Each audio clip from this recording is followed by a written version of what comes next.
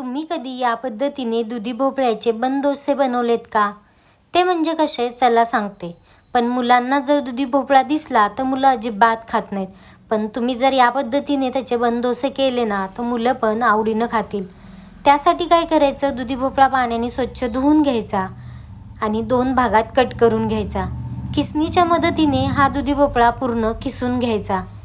Direct बियासहित खिसला तरी चालतो. अशा बिया वगैरे काही सेपरेट काढायची अजिबात गरज नाही. हिरवी मिरची बारीक अशी कट करून घ्यायची. कोथिंबीर पण पाण्याने स्वच्छ धुवायची आणि ती पण अशी बारीक कट करून घ्यायची.